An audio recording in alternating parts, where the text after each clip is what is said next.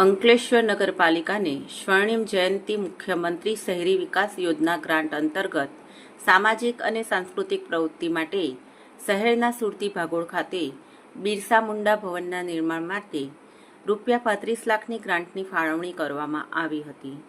આ બિરસા મુંડા ભવનનું નિર્માણ થતાં આજ રોજ લોકાર્પણ કાર્યક્રમ યોજાયો હતો, જેમાં ધારાસભ્ય ઈશ્વરસિંહ પટેલ, નગરપાલિકાના પ્રમુખ લલિતાબેન રાજપુરોહિત, કારોબારી અધ્યક્ષ નિલેશ પટેલ, ચીફ ઓફિસર કેશવ કોલડિયાની ઉપસ્થિતિમાં ધારાસભ્ય ઈશ્વરસિંહ પટેલના વરદ હસ્તે બિરસા મુંડા ભવનનું લોકાર્પણ કરવામાં આવ્યું હતું।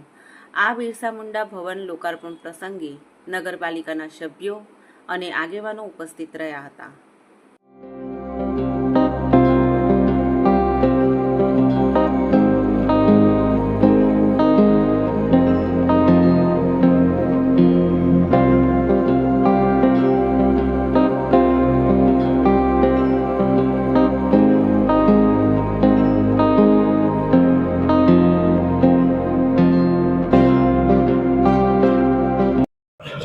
नौ ऑगस्टना रोज विश्व आदिवासी दिवस આવી રહ્યો છે। એના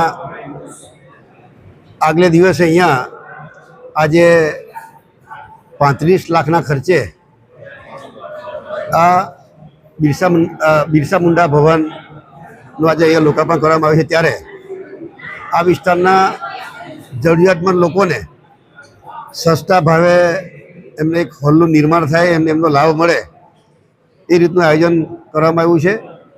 આ મુખ્યમંત્રી સ્વર્ણિમ યોજના દ્વારા આ બનાવવામાં આવ્યું છે અને આ વિસ્તારમાં અશુભ પ્રસંગો બને ત્યારે એમને ફ્રીની અંદર આ હોલ પણ આપવામાં આવશે। ત્યારે આવનારા દિવસોમાં આ વિસ્તારના લોકોને એક મદદરૂપ થવા માટે, એક સુવિધા માટેનું આ બિરસા મુંડા ભવન બન્યું, ત્યારે હું ખૂબ ખૂબ શુભેચ્છાઓ પાઠવું છું।